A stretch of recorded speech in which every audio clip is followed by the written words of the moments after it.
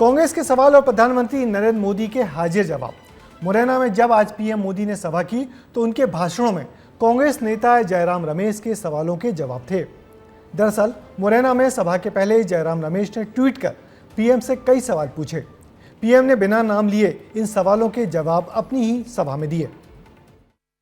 श्री राम जानकी की। पिछले 18 दिनों में मोदी का मध्य प्रदेश में 6वां दौरा था। गुरुवार को पीएम ने मुरैना में सभा की, लेकिन उससे पहले कांग्रेस ने मोदी के सामने सवालों की लिस्ट हाजिर कर दी। कांग्रेस नेता जयराम रमेश ने पीएम मोदी से एक के बाद एक कई सवाल किए। सवाल नंबर 1, मुरैना में सेना भर्ती को लेकर भाजपा के बड़े बड़े वादों का क्या हुआ। जयराम रमेश मोदी से सवाल करते थे कि बीजेपी ने सेना के लिए क्या किया, तो मुरैना के मंच से ही मोदी ने उन्हें जवाब दिया कि बीजेपी ने क्या किया है। कांग्रेस ने इतने वर्षों तक सेना के जवानों की 1 रैंक 1 पेंशन जैसी मांग पूरी नहीं होने दी। हमने सरकार बनते ही 1 रैंक 1 पेंशन को लागू किया। मोदी यहीं नहीं रुके, उन्होंने कांग्रेस को याद दिलाया कि उनके वक्त पर सेना के साथ कैसा व्यवहार होता था। कांग्रेस सरकार ने जवानों के जो हाथ बांध रखे थे, हमने उन्हें भी खुली छूट दे दी। हमने कहा अगर एक गोली आती है 10 गोली चलनी चाहिए।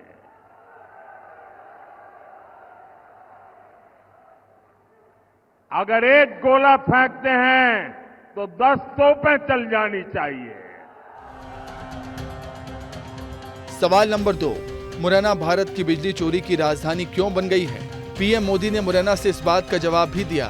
उन्होंने बिजली पानी पर भी जवाब दिया और कांग्रेस को एक बार फिर उसकी सरकार के कामों को याद दिलाया। चंबल के लोग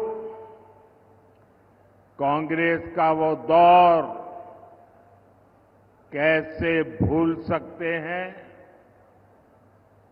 कांग्रेस ने चंबल की पहचान खराब कानून व्यवस्था ऐसे क्षेत्र के तौर पर बना दी थी।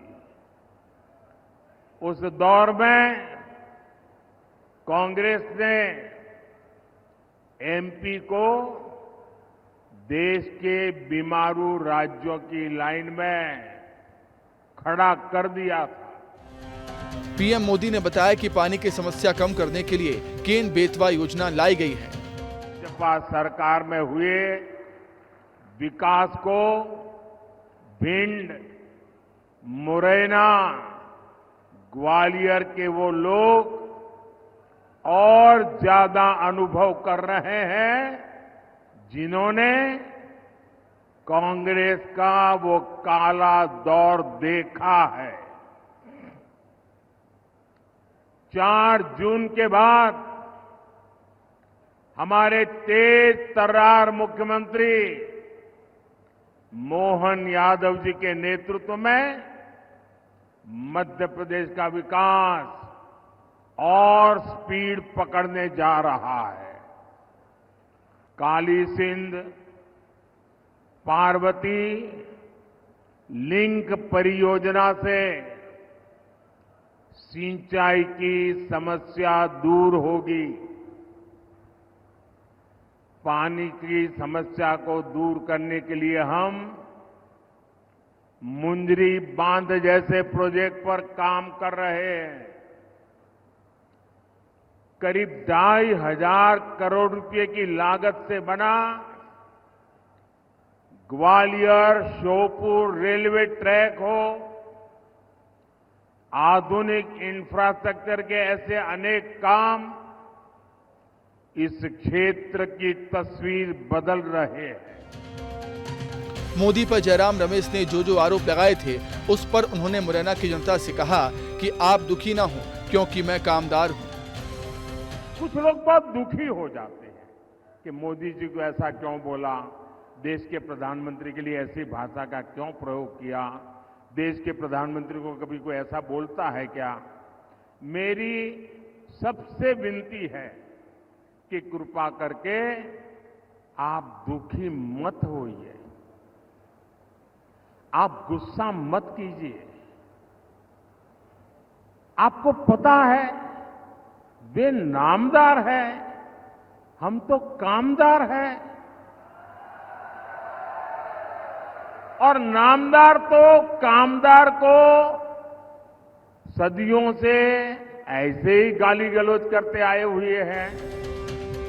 जयराम रमेश ने सवालों के साथ साथ कांग्रेस के घोषणा पत्र पर उठ रहे सवालों पर जवाब दिए। उन्होंने कहा कि मोदी कांग्रेस के न्याय पत्र का प्रचार करते हैं, लेकिन वो प्रचार गलत है। प्रधानमंत्री जी भोखलाए हुए हैं और 19 तारीख से सारे एजेंडा को दूसरे दिशा में ले जाने की प्रयास कर रहे हैं। उन्होंने हमारे न्याय पत्र को पहले सांप्रदायिक रंग देने की कोशिश की, बाद में कई ऐसे बातें उठाई जिसका जिक्र हमारे न्याय पत्र में बिल्कुल है ही नहीं है। आपको बता दें, पीएम मोदी लगातार कांग्रेस के घोषणा पत्र पर सवाल उठाते हुए लोगों की संपत्ति छीनने का आरोप लगा रहे हैं। हालांकि कांग्रेस इसे खुद के घोषणा पत्र को मुफ्त में मिल रही पब्लिसिटी बता रही है। ब्यूरो रिपोर्ट, विस्तार न्यूज। कांग्रेस के घोषणा पत्र पर बार बार सवाल उठाने का एक फायदा कांग्रेस को मिला है कि कई लोगों ने इसको पढ़कर देखा और जाना कि आखिर इसके अंदर क्या है।